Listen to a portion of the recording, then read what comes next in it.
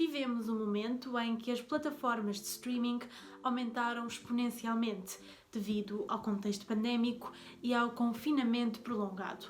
A facilidade de acesso, o aumento dos respectivos catálogos de filmes e séries e da variedade de conteúdos oferece aos espectadores novas possibilidades e cria novos hábitos de consumo de produtos audiovisuais.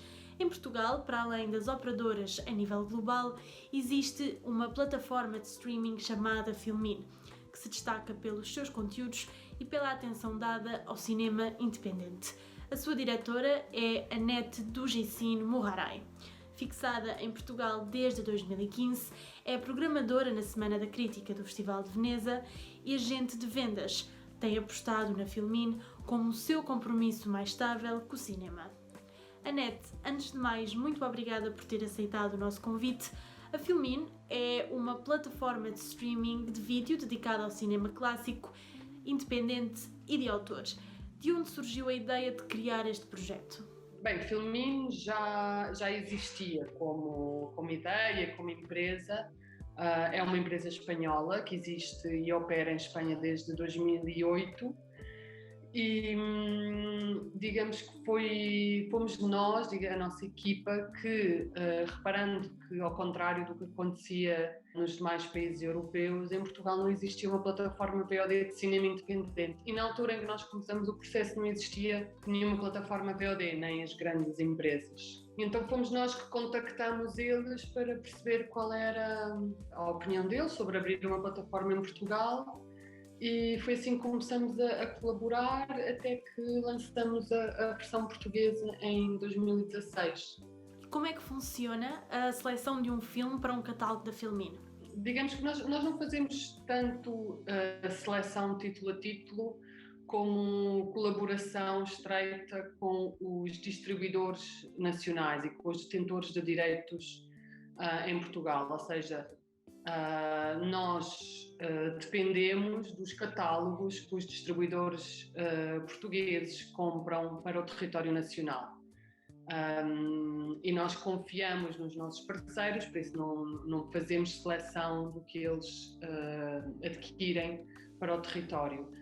Já com digamos, filmes um bocadinho mais pequenos ou a nível nacional, aí fazemos algum tipo de seleção, sim, ou seja, tem de ter uma certa qualidade, obviamente é muito subjetiva a nossa opinião, mas digamos que tentamos manter um certo nível dos filmes nacionais em comparação com o resto do catálogo. Durante a pandemia, a Filmin associou-se a alguns festivais de cinema que não se puderam concretizar em sala.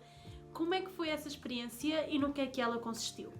Foi novo, nós já tínhamos feito algumas estreias de filmes que não tinham ido porque não tiveram oportunidade, não puderam ir para a sala, e depois tivemos a experiência, digamos, o primeiro festival que fizemos inteiramente online e que não era para ser, mas foi devido às contingências de saúde e da segunda quarentena, foi o Kino, o Festival de Cinema de Expressão Alemã, cuja programação era realmente ótima. Reparamos que funcionava muito bem para o nosso público, mas também conseguimos chegar a outros públicos que de outra maneira se calhar não teríamos chegado tão rapidamente e tão facilmente. Enquanto que normalmente o festival só acontece em Lisboa, eles através de Filmin conseguiram, digamos, levar o cinema alemão por todo o território e tiveram mais do dobro dos espectadores que tinham ano passado no seu evento físico. Digamos, foi uma mais-valia, foi interessante, eram todos resultados que nós não estávamos bem a contabilizar, ou não tínhamos a certeza, porque nunca tínhamos feito, mas foi muito interessante constatar que também a própria imprensa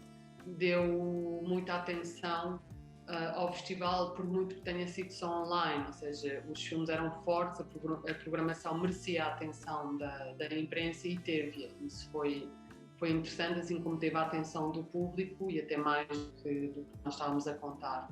Enquanto programadora de um festival de classe A, como é o caso do Festival de Veneza, como é que sente que a cinematografia nacional é vista internacionalmente? Eu acho que há uma grande curiosidade e há sempre muita atenção dada ao cinema português. Há um grande respeito pelos autores portugueses e pelos que eles fazem. isto em alguns festivais mais do que outros, mas há sempre uma grande atenção ao cinema português. Por exemplo, o Festival de Locarno é um festival que tem sempre dado muito espaço ao cinema português. No Festival de Cannes, que é o festival mais importante do mundo, digamos assim, também sempre tem uma presença importante do melhor cinema português. E, digamos, está entre as cinematografias mais interessantes. Obviamente, a nível de número é menor que outros países, mas isso é normal devido ao tamanho do país, mas acho que em comparação com a quantidade de filmes que são feitos e depois a quantidade de filmes que são selecionados em festivais, digamos, um ótimo equilíbrio que demonstra a boa qualidade do cinema português. O público português e as suas obras têm uma relação que historicamente é muito distante, desde meados dos anos 70. Quais são então os principais fatores para esse distanciamento? Digamos que muito grande parte do cinema português que se faz ultimamente, e não tão ultimamente, mas digamos que não é um cinema muito comercial. E por outro lado, eu não acho que seja tanto um distanciamento dos cineastas portugueses como um distanciamento do público em relação a cinema no geral. Ou seja, as salas estão a ter cada vez menos público, o tipo de filmes que são vistos são os grandes blockbusters. Por isso acho que não é só em relação ao cinema português, acho que é uma questão que engloba toda a indústria do cinema no geral. As pessoas estão-se a habituar muito a ver conteúdos em casa e estão-se a virar muito para as séries. Acho que as pessoas estão a perder um bocadinho a paciência de se comprometerem para ver um filme, especialmente em sala, quando em casa podem ver episódios de séries e se não gostarem passam para a frente e não sentem que seja um compromisso tão grande. Por muito que depois vêm 2, 3, 4 episódios, acabam por ficar 3, 4, 5 horas à frente do ecrã, quando um filme até dura menos.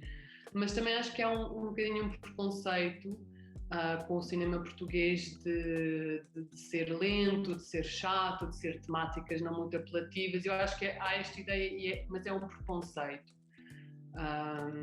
Acho que há cinema português muito, muito irónico, que pode chegar a muitas mais pessoas daquilo que chega. Casos recentes, longas-metragens, como o Listen, de Ana Rocha de Sousa, e o Vitalina Varela, de Pedro Costa, ganharam em anos muito próximos prémios de relevo em contexto de festivais internacionais, mas o primeiro teve muito mais público em Portugal, chegando a fazer parte dos filmes mais vistos em sala desde 2004. Quais são então os fatores para esta diferenciação? Bom, no caso do Listen, também o facto de ser muito em língua inglesa também ajuda. Para o público, ajuda para ter mais público. Também teve uma distribuição muito forte, teve uma empresa muito forte por trás do filme, que o conseguiu pôr em muitas salas e fizeram também um ótimo trabalho de promoção, mas houve outros casos, por exemplo, o Variações, também foi um filme que teve muitos espectadores e que falou muito aos portugueses, sendo o Variações uma personagem muito importante e nunca se tinha feito um filme sobre ele. Por isso que acho que há casos populares, digamos, há casos de filmes portugueses que têm uma boa recepção do público, mas a imagem que há é que não tem. Também o São Jorge, do Marco Martins, é outro filme que teve muito boa recepção do público, mas a ideia que se tem é que não. Já o Vitalina Varela, do Pedro Costa, é um filme honestamente mais difícil e não é um filme para todo o tipo de público, mas é um filme extremamente importante na cinematografia nacional e internacional.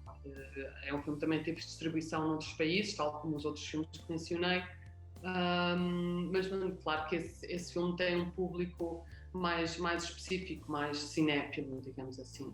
Anete, mais uma vez, obrigada por ter aceitado o nosso convite e até uma próxima.